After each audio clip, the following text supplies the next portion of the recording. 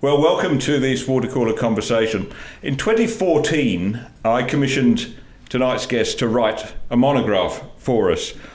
Dr. Oliver Hartwich had moved to Wellington from the CIS in Sydney to take charge of the New Zealand initiative 2 years earlier.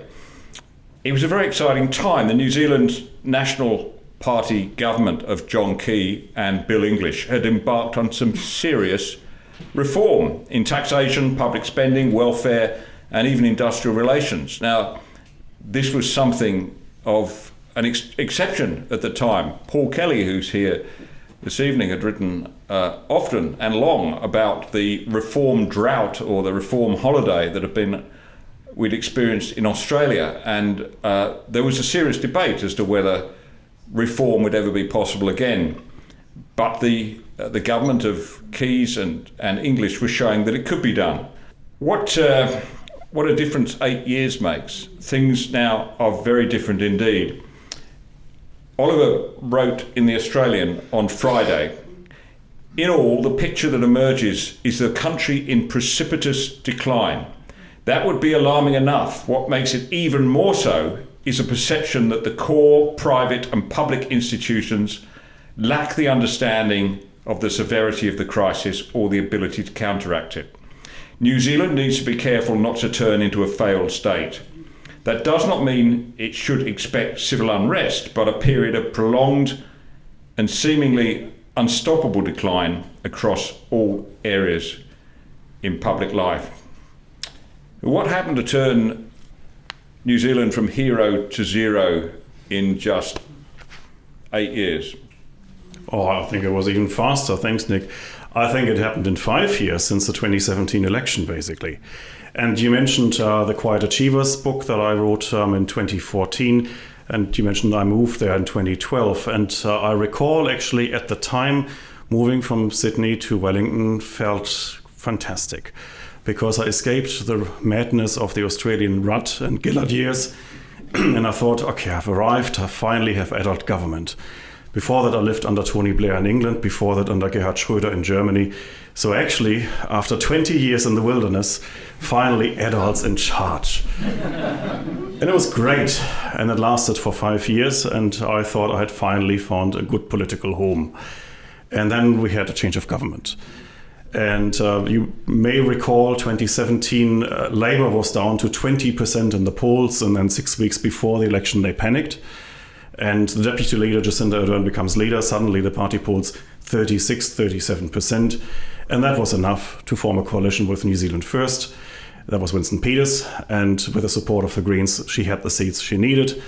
And for the first term, well, it was a government characterized by crisis management, because we had the Christchurch attacks, we had White Island, a volcanic eruption, and then we had COVID. And we have a prime minister, to her credit, who is extremely good when it comes to communications. And she did this crisis management extremely well. And that is probably the only thing she can do really well. But it was enough to win her 50% in the next election in 2020. And back then, I mean, at the time of the first lockdown, 77% of New Zealanders believed the country was going in the right direction, and a record value in that survey. And so she won this absolute majority, and Winston Peters is out of parliament. She doesn't need the Greens, but she has their support anyway, just in case. And so we have a country now with no written constitution, with no upper house, with a government that can effectively do whatever it wants to do, and it does. Because there are no checks and balances. It's basically an elected dictatorship. And Labour, of course, and Jacinda, they know that they will never have this chance again. Because under MMP, our stupid electoral system, which we inherited from Germany, thank you very much, this will never happen again. I think it's important to sort of put the context around that, which you've partly done there. So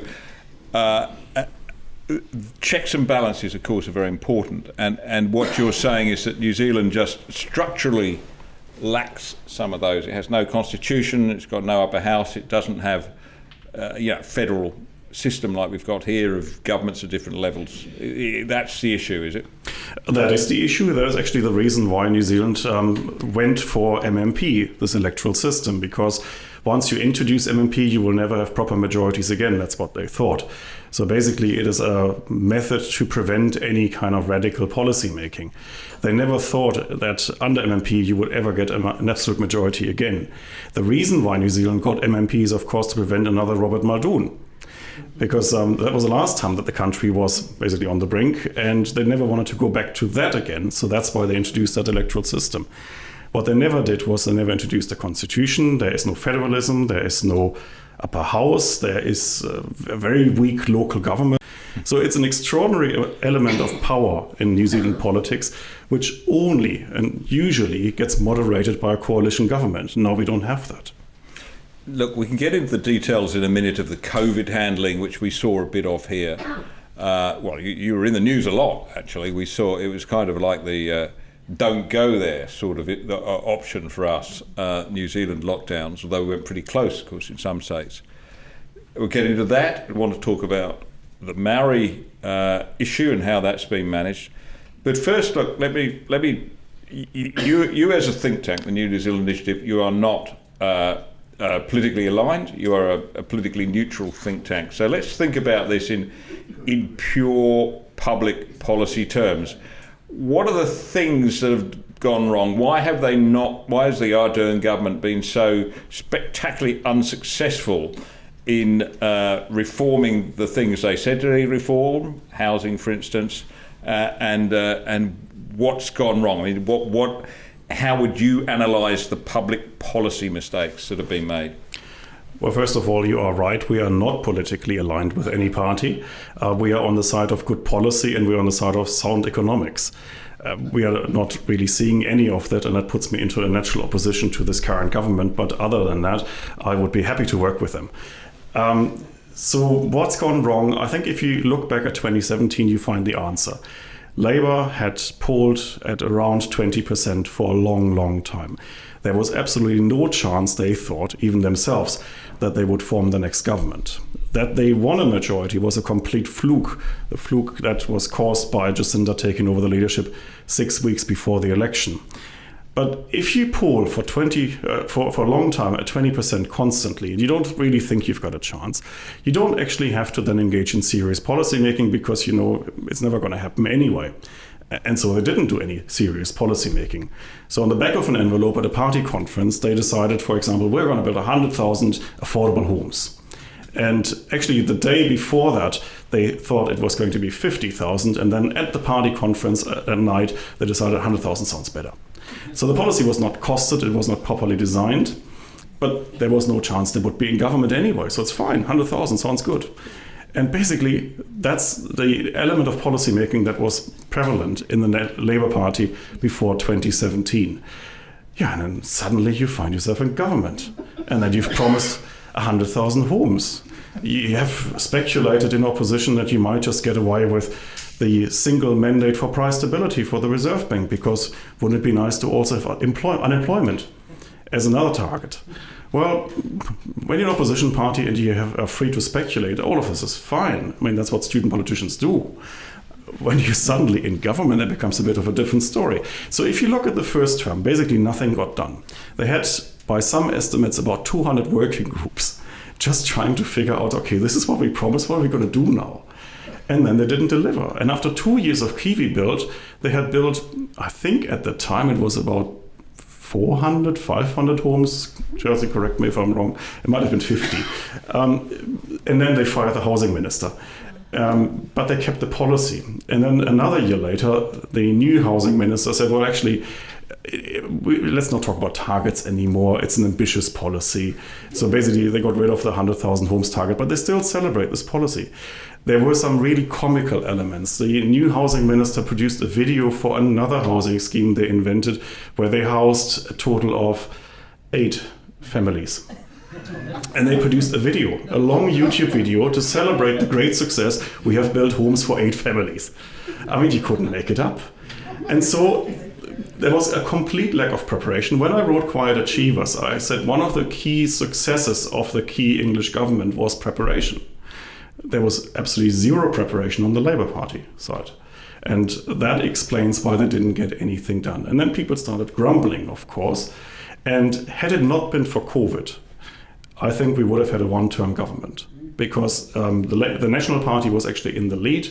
They had a parliamentary majority in the opinion polls prior to COVID. I think had it not been for COVID, this government would have been kicked out as the least successful in recent memory.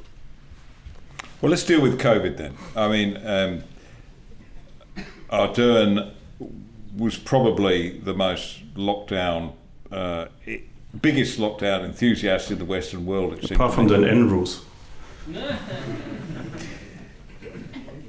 How did that policy? How did their approach to that policy develop, and how did it?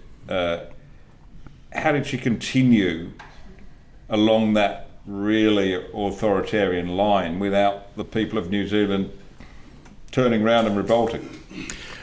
Yeah, what happened there was, you remember that in March 2020 we had all of these reports from Italy, from New York, from China, of course, and nobody knew what this new virus was going to be like and how deadly it was going to be. The only thing that we in New Zealand knew and that our government knew was that we weren't prepared for anything, because we have a hospital system that is simply not fit for purpose. We have among the lowest numbers of ICU beds in the developed world. So New Zealand has about 3 per 100,000 population. I think Germany has about 30. Don't know about Australia, but you definitely have more than us because we're at the bottom of the OECD league table. So the government knew that if this virus comes in and it's a little bit more dangerous than the flu, then our hospital system will collapse. So what can we do? Well, first of all, we also realized we didn't have any PPE. We didn't even have enough flu vaccinations in the country. And the government knew all of this. And so the easiest option was just to close the borders, put everybody into a really strict lockdown for 6 weeks until the virus had no chance anymore. And that was so successful. And because she is such a wonderful communicator, and we were all a team of 5 million, we had daily press conferences, and she did this really well again. And 77% of New Zealanders said, well, this is just wonderful. We're going in the right direction. We're protected from every evil, and we've got a great leader to follow. And she was so successful. I mean, the virus didn't dare to cross our border anymore. And so then they started believing their own spin. So suddenly you were the role model. Suddenly the New York Times writes great articles about New Zealand. It's a country that beats COVID. Well, it's an island nation and it's easier to kind of shut the border. Anyway, they believed their own spin. And it was really hard to change the communication, which we see now. So I've always said, well, it is relatively easy to lock down an island nation. It is much harder to reopen it, especially when at some stage you just accept, okay, this is endemic now, as in every other country. But you know, if you play this game for long enough, then you kind of build capital. And it's a bit like, you know, you do something for a long, long time and you realize actually you're not getting any better at it. But you wouldn't give up your career now just because you realize you're bad, because you've invested so much. And it's a bit like that with New Zealand. You build up this kind of capital, and then you don't really want to be honest with yourself and say, okay, this was all a mistake. And actually, it's this kind of path dependence. So you've invested so much into this policy, you can't turn around. So that's what happened. So I think it was a policy driven by panic, a policy out of a realization that we weren't prepared for anything, that our hospital system couldn't cope. And then in the end, they believed it. Easy as that. We've noted here, the Mendes Research Centre, how many, you know, basic freedoms were surrendered in this country to varying degrees in various states in the cause of fighting COVID, and expressed the hope, of course, that once COVID was over, or at least under control, that those freedoms would be returned. What's the picture like in New Zealand? Do you think that this will, in the end, represent as a permanent incursion on our freedoms, or will it be just temporary? If it's temporary, it will still be a very long temporary. So in New Zealand, COVID isn't over. We have only just arrived in Sydney, and it's nice to be in a normally functioning city again. In New Zealand, you still have to wear masks everywhere you go. So in New Zealand, it feels like maybe not 2020, but 2021. We are a little bit behind the curve, I guess. The implications for freedom and the implications for how this country works are profound. I can give you a few examples. So there was a court case about the legality of the first days of lockdown, because a lawyer actually in Wellington brought the case to the High Court, arguing that actually there was no legal grounds for the lockdown until day 8 or 9, when the government changed policy and quickly legislated for it. The thing was taken to the High Court. The High Court said, yes, there was absolutely no foundation for the first 8 days of lockdown. The reporting in the media of that case was that the lockdown was pretty legal. Okay. Another case, we had, of course, a hard border and a border closure. It was ridiculous, actually, to see how New Zealand blocked out its own citizens. They could not come back, and no justification was good enough to actually open the border and find a place in MIQ, Managed Isolation and Quarantine. It was a lottery of misery that kept really thousands of New Zealanders locked out of their home, sometimes stranded, basically stateless in countries for which they didn't have any visa anymore. And only when there was massive public pressure on the government did they occasionally consider individual cases. And the most prominent case was Charlotte Bellis. Charlotte Bellis, a New Zealand journalist who used to work in Qatar, and then moved to Belgium with her Belgian boyfriend and got pregnant, but couldn't stay in Belgium because she didn't hold a visa for Belgium. And then she tried to get back into New Zealand, couldn't get a place in MIQ. She was pregnant, she was desperate.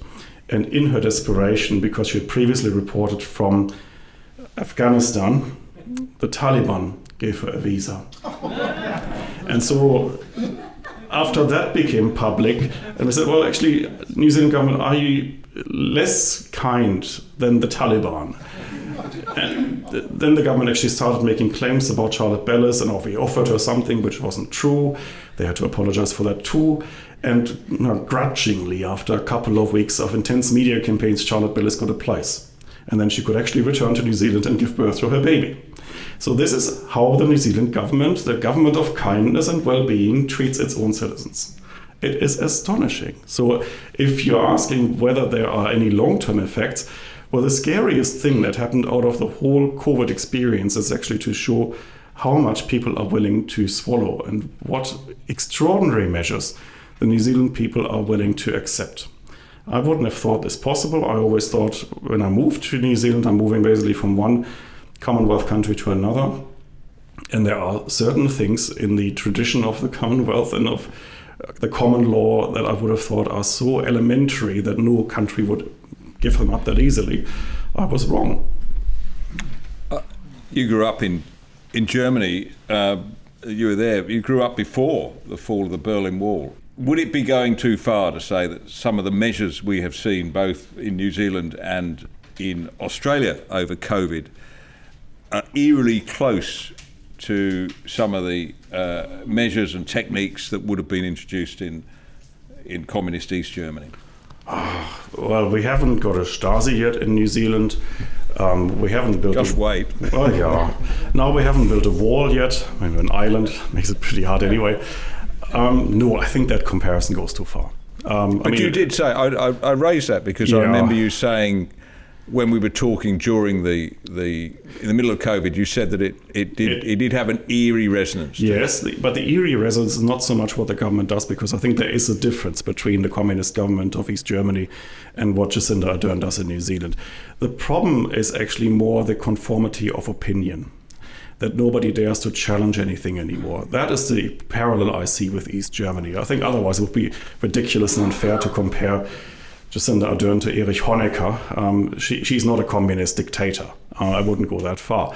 But the climate, the political climate where people actually censor themselves and don't speak freely anymore, where the media doesn't question stuff anymore, because we can talk about the media in New Zealand as well.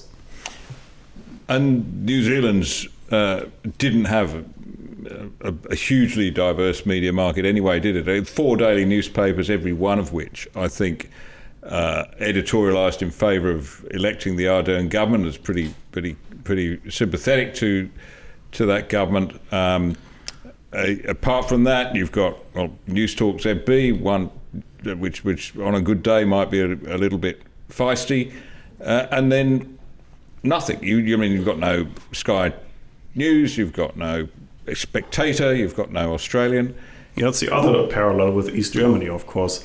At least in East Germany, they could receive West German television, except for the area around Dresden.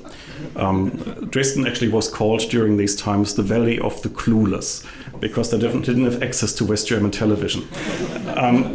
New Zealand is a bit like that, but it's never been different. Actually, when I moved to New Zealand, I started reading the New Zealand newspapers. I try to. It's really hard.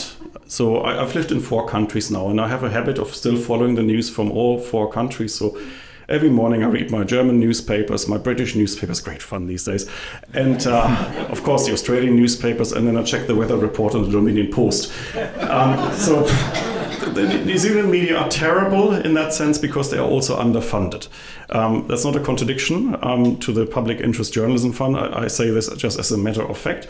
There is very limited money involved in journalism in New Zealand, and therefore the level of reporting is actually very poor. And the total of the New Zealand media scene has, by my calculations, about 5 full-time foreign correspondents, international correspondents. So you read our newspapers, and by international standards, they're really poor. Okay, you can say it's a small country, you wouldn't expect a fantastic media scene. Well, I would say compare with Swiss papers, it's a small country too. Compare with Danish papers, even Iceland, I think, has a more interesting press. And how important is that? I mean, is that a factor in poor government in New Zealand, that they don't have that? Yes, because you get away with more. And it's not just that, it's also a decline in civics education. So we documented this with a publication just before the COVID lockdown. So we did a representative survey, asked 1,000 New Zealanders, I think it was a dozen questions or so, about basic facts of New Zealand democracy. So we asked, how do you get a seat in Parliament? Which parties are in Parliament? And my favorite question was actually whether New Zealand has a defense alliance with Britain, which a majority of New Zealanders believed, and somebody should tell the Brits. So there is a very limited degree of civics knowledge in New Zealand, and there is an even more limited degree of media diversity. And when you put the two together, it is relatively easy to manipulate a public, and a public that will then go for just pledges of kindness and well-being, and goes for a very good communicator who is good at crisis management and smiles a lot. But the level of discourse, the level of debates is very, very limited. When you then, on top of all of that, have a government that also actually forces the media to take positions on certain positions, well, then it becomes difficult. Well, let's come to the issue of Maori self-governance, separatism, whatever you want to call it. Can you give us the basic 101 of where New Zealand is heading in this direction?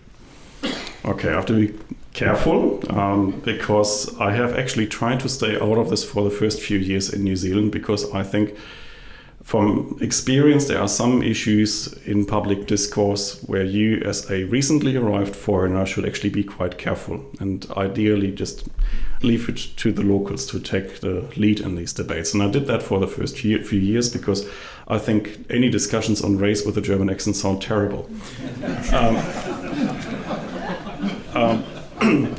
More recently, I must say, it is absolutely impossible to avoid the topic because it now is in every single policy issue. So even if I would like to stay out of it, I can't anymore.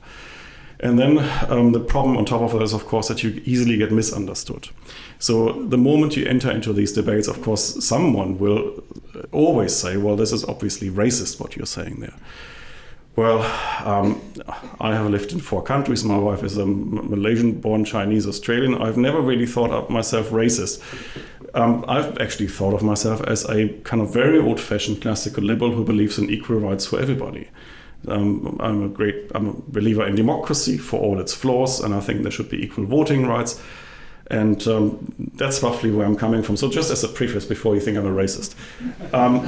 So the Maori debate, first of all, I would say it is a debate not driven by Maori, believe it or not. Because I think actually the majority of Maori are uncomfortable with what's happening. They are just as uncomfortable as non-Maori New Zealanders. It is perhaps not even a question of political Maoridom, although that plays a role, I think it is a deeply ideological left-wing issue. So it's a small circle of left-wing politicians who find this fashionable to go on the Maori bandwagon and now try to divide the country along racist lines. And it's something that comes probably more out of the United States and their critical race theory than anything in New Zealand. So with that prologue, so what's happening?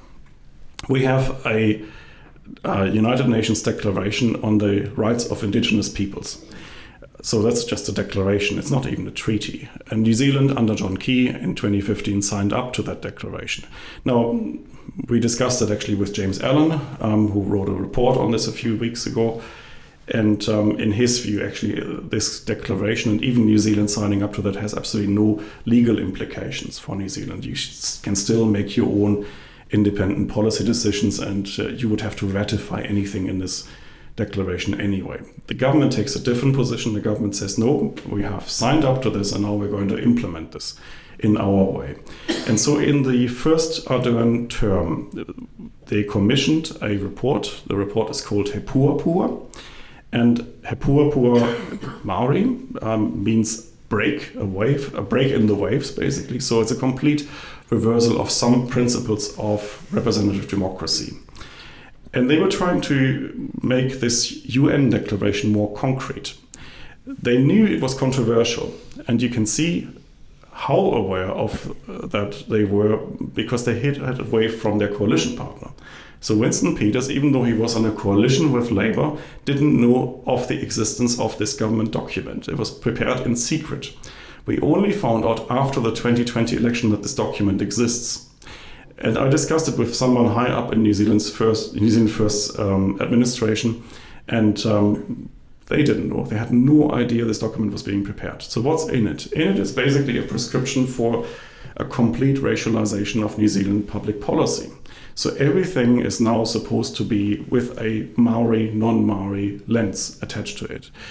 You can see the first results of that. So first of all, since last Friday, we have two health systems in the country. We have one health system for non-Maori New Zealanders, so that's about 85% of the population, and the other 15% get their own separate health system. And it's not just a separate health system, it's actually one that effectively has a veto power on the other 85%.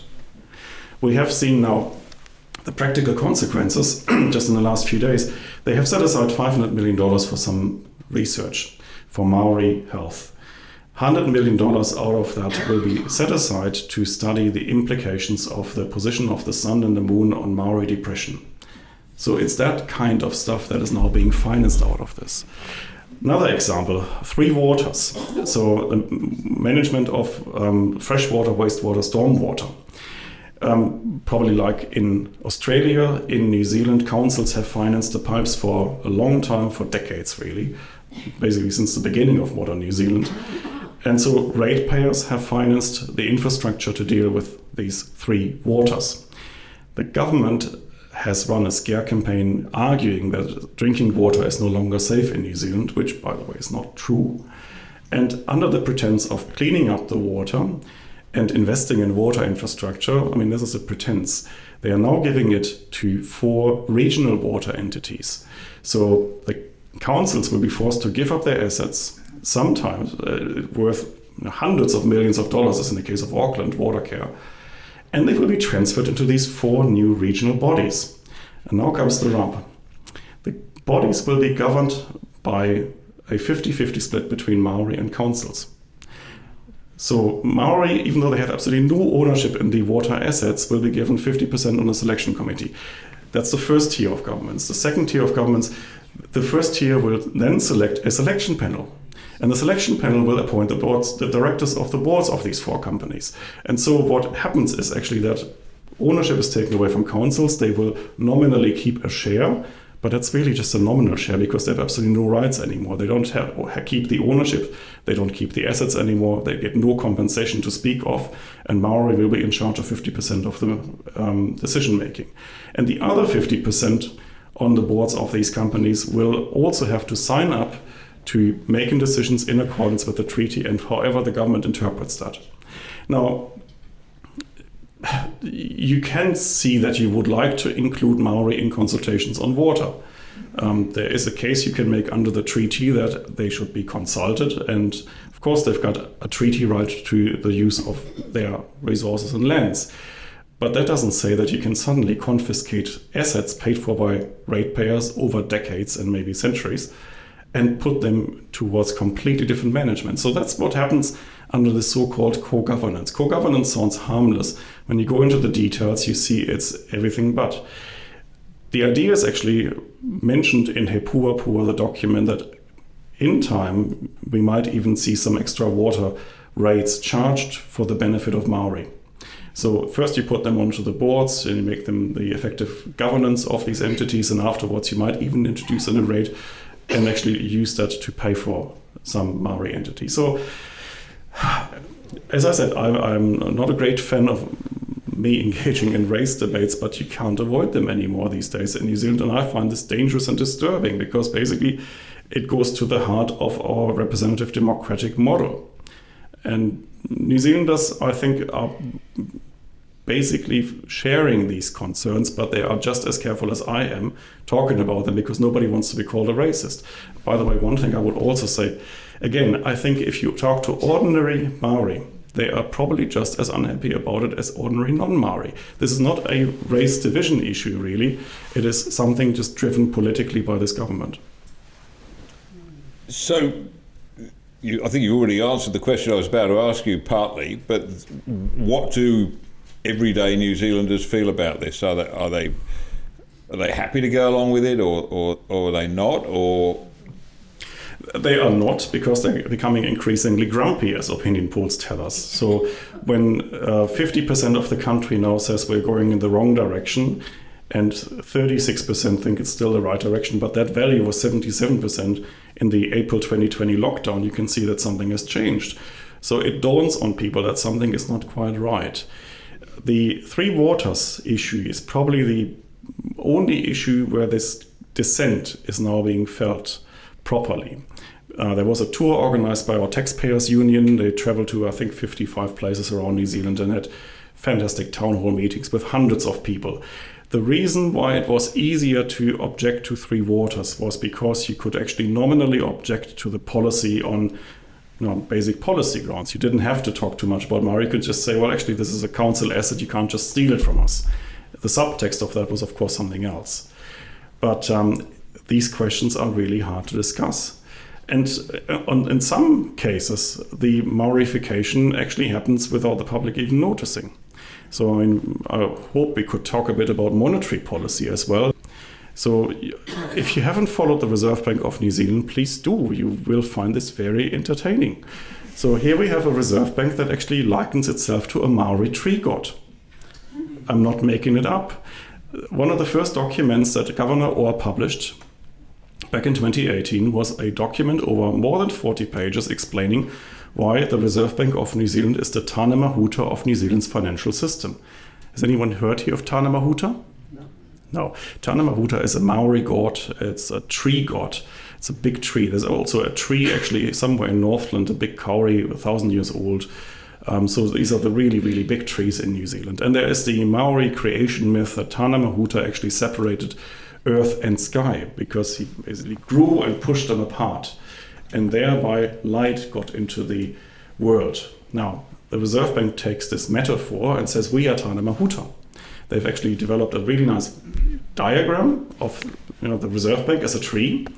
And there is the financial system, that's the sap. So the money is the sap running through the veins of the tree, or whatever you call it. I'm not a biologist. And the bank really seriously thinks it's Tana Mahuta. And everything now has to be done in accordance with Tana Mahuta. They've even installed a Tana Mahuta at the entrance of the Reserve Bank. And every morning, all employees are supposed to go past Tana Mahuta and actually say, we are the Reserve Bank that does Tana Mahuta. And the Deputy Governor, Christian Hawkesby, actually delivered a speech about a year ago. And the speech was entitled, The Future is Maori. The governor actually delivered a speech, which I also wrote up in the Australian a few weeks ago, a conference of international central bankers, and you would kind of think, well, this is a time of inflation and stagflation perhaps, and there are really interesting things happening in the world economy. Governor Orr delivers a speech why we chose Te Ao Maori, and ignores all of that and talks about his Reserve Bank's commitment to indigenous affairs. It is almost comical. You couldn't make it up. So this Maorification of everything really affects every single area of public policy now in New Zealand. Let's talk about the economy. I mean, the thing that the Reserve Bank of New Zealand should be dealing with, monetary policy. You've been critical of the way they've handled monetary policy, probably, I guess, since the financial crisis of 2008, keeping money cheap, in effect printing money for the last few years. I haven't been that critical of the Reserve Bank before. I think actually New Zealand had a really decent Reserve Bank with decent Reserve Bank governors going back to the times of Don Brash. And the last governor, Graham Wheeler, decent public servant kind of guy. We hosted him once at an event, and I hope Graham won't mind me saying that he was, in the best sense of the word, boring. And it's a compliment, because central bankers are supposed to be boring. And unfortunately, Adrian Orr is not boring. The problem with the Reserve Bank is actually, because they were so busy with climate change and Maori affairs and everything else, and by the way, they were so busy, they needed so much more staff. You know, they hired 140 people. They went from 280 to 420 within 4 years. I have no idea what these people do. I think the majority work in comms. So they really didn't focus on inflation anymore. They completely gave it up. On top of that, the government also gave the Reserve Bank a different mandate. So previously it was price stability. Initially that was between 0 and 2% inflation, and then a few years ago government changed to 1 to 3, but basically it was price stability. Now the government says it has to be also long-term sustainable employment. Well, I mean, since the 1970s, economists have known that you don't have to make these choices, because in the end, a Reserve Bank can only properly influence monetary stability, and the unemployment rate will follow. So it doesn't make sense. Then the government also told them, by the way, you're also in charge of house prices. Make sure house prices don't go up too much. Well, they have exploded, of course, in New Zealand. And then comes COVID, and the Reserve Bank already in 2019 really keen on negative interest rates and unorthodox monetary policy. I mean, there was an interview in 2019 with the Reserve Bank governor that made me shudder, where he said, actually, the government doesn't spend enough on infrastructure. And he basically threatened, if you don't do it, I might just do QE, buy all the bonds and do it myself. And I thought, well, you're the Reserve Bank governor, you're not a finance minister. So he was keen to do all sorts of unorthodox stuff. And then comes COVID, and suddenly he can.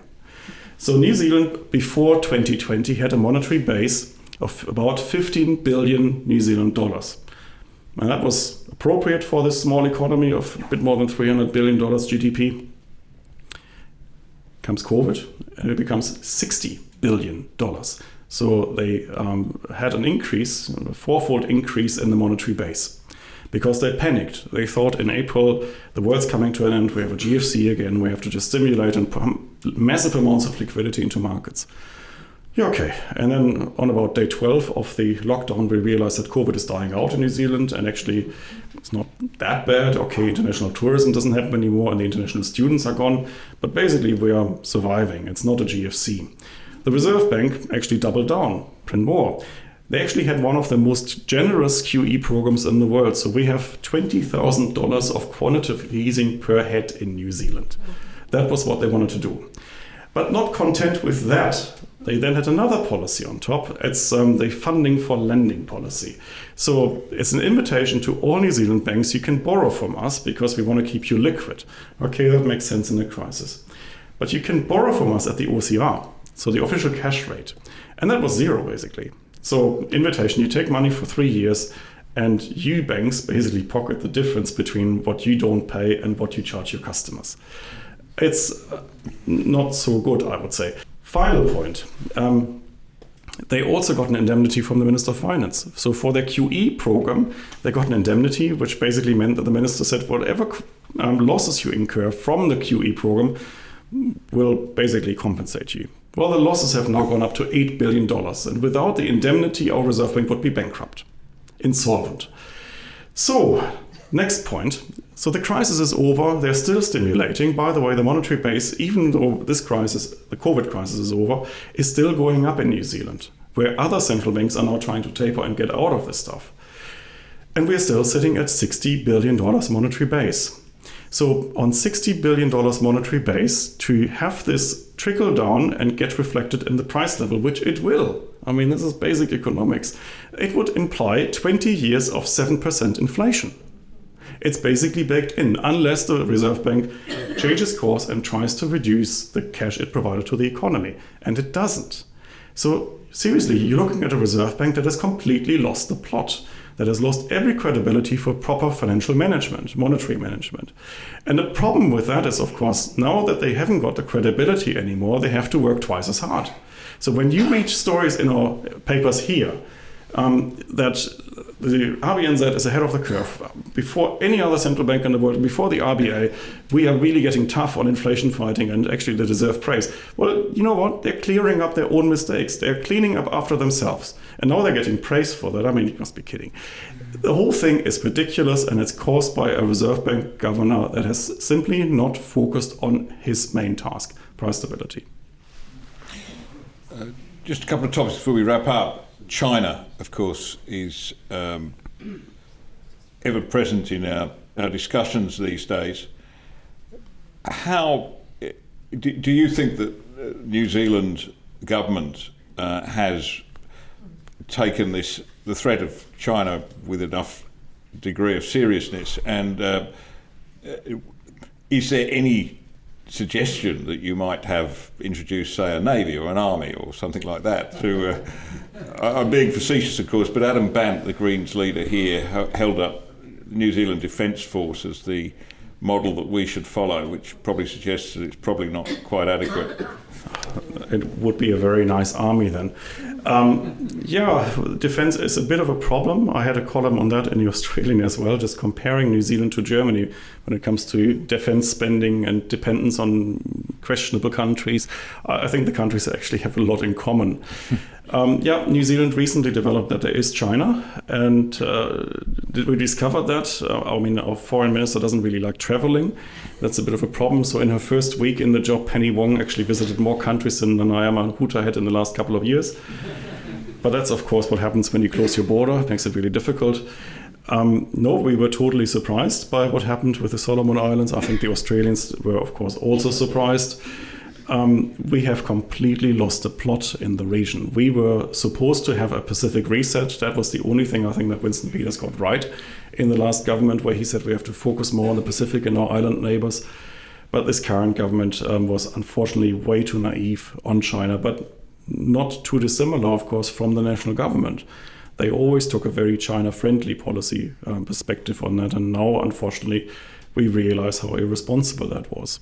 There was actually an interesting story in one New Zealand political newsletter this morning about defense spending. So we spend about 1.6% of GDP on our defense. The NATO target is 2%. I think Australia spends about 2.5% from memory.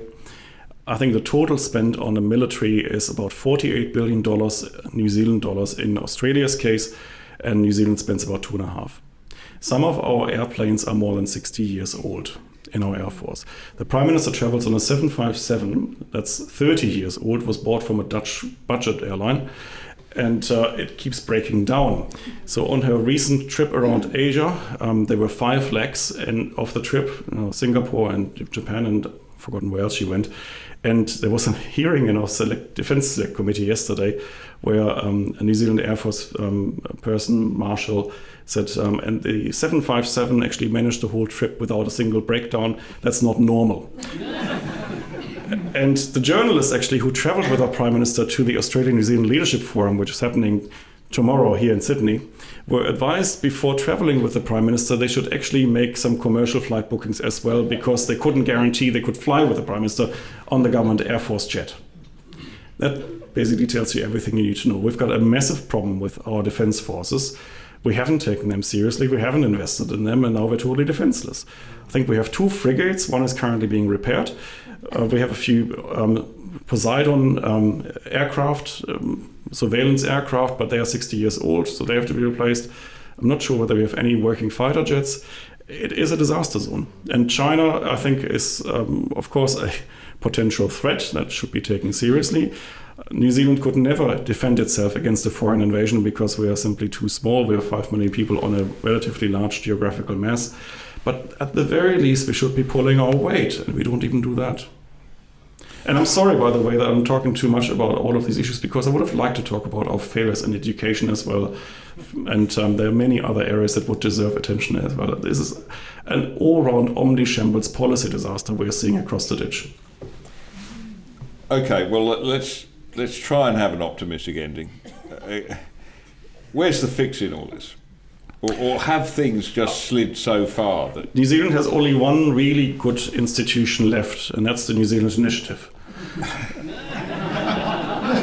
So if you are looking for a policy shop with ideas on how to fix most of our problems, there's a high likelihood we would have written a paper about it in the last decade. We are waiting for that one hero politician that comes to us, goes to our library and takes all of the reports with him.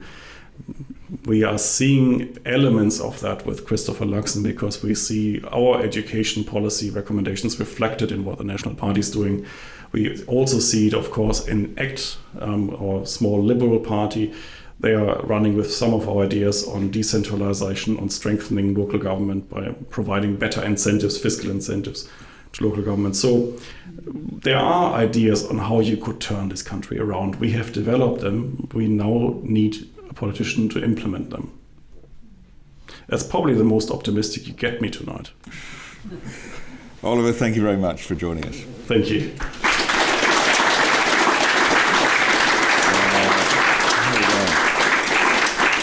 There's probably time for a couple of questions from the audience. Have we got? Thank you for coming and speaking to us. Starting with a view that one way to fix this, of course, might be a change of government in New Zealand. I'd like to ask you 2 questions in relation to that possibility. The first one relates to the ACT Party, which is sitting on 10 seats now, which means, therefore, I mean, it could just disappear, but there's a good chance that it could be around for a long time and will form part of a government, and where that would fit with the Nationals. The other thing I want to ask you about is Winston Peters, because he's still hanging around like a bad smell. He handed the government of New Zealand to Jacinda Ardern when the National Party was sitting on 46 or 58 seats out of, it needed 61 to govern and they got 58, but he handed the government to her. So I'd like you to comment on both of those 2 things, please. Okay, let's start with Winston Peters. So the most positive things you can say about Winston Peters is he was very good on foreign policy. I was always astonished, actually, that you can have a decent conversation with Winston on basically everything that happens outside New Zealand. When it comes to New Zealand affairs, he's a disaster. The other thing you can say about Winston is, I think John Key phrased this quite nicely at one of our events, but I probably won't be able to quote it properly. It's a bit like trying to kill a zombie or a Dracula or something like that. You need probably a kind of a dagger between the eyes or between the heart and a silver bullet and whatever, and then he's still not dead. So with Winston Peters, it's a bit like that. So he is, I think in Australian context, I think you'd probably call this a cockroach who will never die in an atomic war or something like that, except I wouldn't want to compare him with a cockroach. So Winston Peters, you can never write him off. I mean, at the moment he looks like he might not come back, but we've been there before. Even when he polls 2% a year before an election, he's a bloody good campaigner. So I wouldn't write him off. He could come back. And yes, what he did in 2017 is probably not what he expected. And I actually think the person most unhappy about the decision is Winston Peters himself, because now he gets everything he always fought against. He fought against the kind of Maorification of politics. He is the greatest campaigner against these issues, but he enabled them. So whether the New Zealand public has forgotten that, whether they will reward him actually with coming back, who knows. ACT is actually a very serious political force. It is a force to be reckoned with. I think they have the stamped out politician in the current parliament in their leader, David Seymour, who is doing a stellar job bringing the party actually from a party of 1, just himself, after 2014 to now 10 MPs.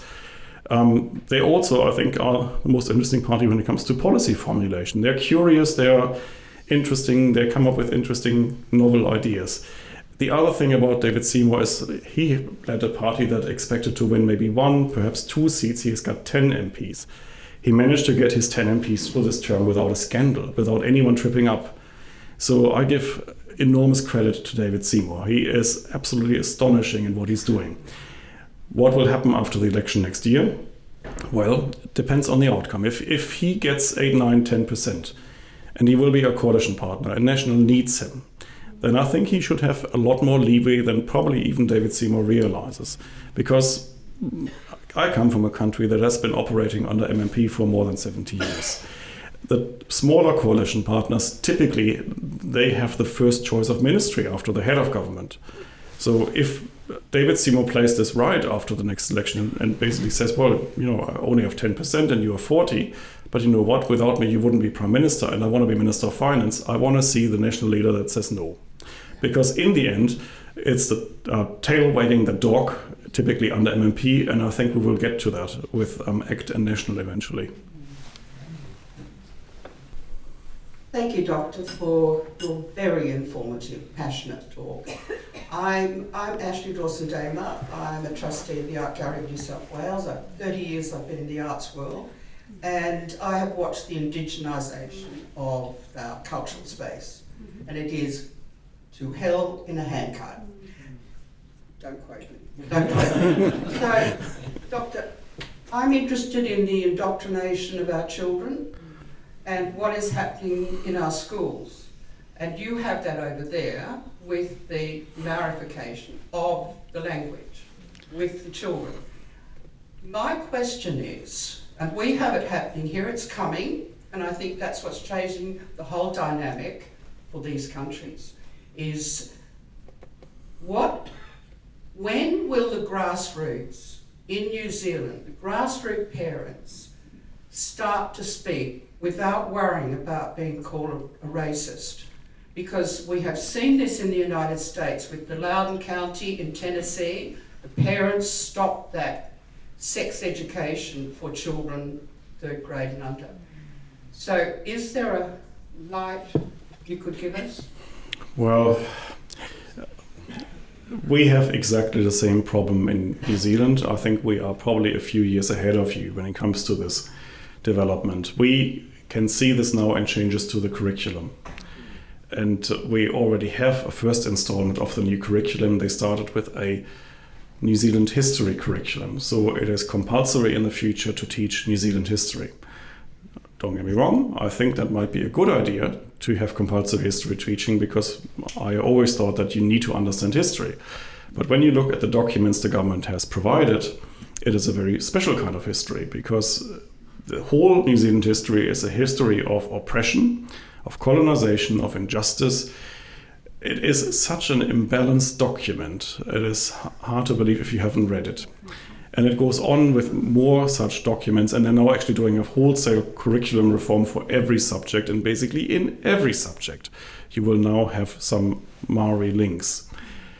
It is extremely unhealthy, and it's pretty much the same story as with the Reserve Bank. So you're not focusing on what you should be doing instead. So what I haven't mentioned so far, 40% of our school leavers leave school functionally illiterate or innumerate. We spent about 150,000 New Zealand dollars per student over their school careers, only to have 40% of them leave without being able to read, write, or calculate. But they will all be able to tell you in the future their mountains and their rivers and where they come from in Te Reo Maori. They can't read and write and calculate, but at least they can do that. So again, don't get me wrong, I have got no problem at all, even with teaching Te Reo to children who want it, or to parents who want their children to learn Te Reo. Fine, why not? It's part of the cultural heritage of the country. It would be worth knowing about that.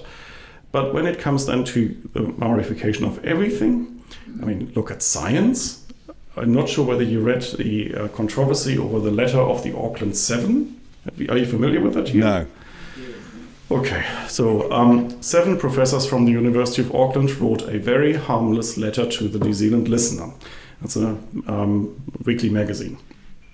And in that letter they said, actually, we appreciate Mataranga Māori, that's the Maori knowledge, or the whole body of Maori knowledge, which encompasses a few things. It encompasses some basic astronomy, because that's what they needed to reach the islands, but it also encompasses some mythology. And now the idea is that Mataranga Maori should be elevated to the same level as science, or as the proponents of that say Western science, which again is a nonsense, because there is no such thing as Western science. There is science. It doesn't really matter whether it's done by Indians or Chinese or even Germans. And this Auckland 7 group just pointed that out. Actually, we are very much in favor of teaching Mataranga Maori, as what it is, because it's part of the cultural heritage of the country. Of course, people should know about this in New Zealand, but it is not science. And don't try to subvert what's happening in biology teaching or chemistry or physics by introducing some semi-religious concepts into this. We wouldn't accept it with Christianity, of course, these days. I mean, God help us. But Mataranga Maori, fine, put it in. And that is dangerous, because if you only try to make everything appear through a Maori lens, you're actually forgetting what you're actually trying to teach. And it becomes, frankly, absurd. I actually remember we went on holiday to Christchurch, and I visited Rutherford's Den. That's a museum dedicated to the memory of Ernest Rutherford, the greatest physicist New Zealand ever produced, Nobel Prize-winning physicist, the guy who cracked the atom. He's on our $50 notes. Well, so you would actually expect a celebration of Rutherford's life, and there is, of course, some of that, and pictures with him and Marie Curie and Albert Einstein and all of that. And then a whole room is dedicated to Mataranga Maori, where it's explained, okay, this was Ernest Rutherford and he was a scientist, but there is this other knowledge system which is just as important and just as good, and we should really teach this in parallel, but because otherwise it's not complete. And you know what? I'm speechless. I've got nothing to say about that anymore. For a country that has such poor education outcomes, to then also try to subvert them even further with this kind of nonsense, no, dangerous. Thank you. Well, I think that's probably about all the time we have, and there's so much in there, of course, which I haven't referred directly to Australia, but I'm sure, like me, people would have seen the parallels and seen this as a warning tale. So thank you very much for your time, Oliver. I can recommend you can sign up to the New Zealand Initiative newsletter every week, which is almost as good as ours. It's not quite, but certainly it will keep you abreast of these issues. And Oliver, in his distinctive style, it's always a good read. So there's that. Don't forget, if you're not signed up for the Water Cooler newsletter, we now have more than 2,000 readers every week, which is fantastic. So if you want to make that 2001 or 2002, sign up for that, or even better, you can support us and the work we do by becoming a premium subscriber from just $10 a month. You can sign up for that, and that really helps us just keep these conversations going. The next event in Sydney, I can announce, we'll be launching a new monograph on Malcolm Fraser by Dennis White. It's called Fraser in Office. It's I think a very important book. It looks closely at Fraser during his time in office, ignoring what led to him going to office and what happened afterwards. And I think it's a surprising book, and Dennis White will be here to launch that. We think in the first week of October, or first week of August, sorry, we'll be confirming that. And Alan Jones will be here to launch the book with Dennis. Alan, of course, was a speechwriter for Fraser for many years. So keep an eye open for that one and for more events coming up. And on that note, I think help yourself to a drink on the way out, and thank you for coming. Thank you.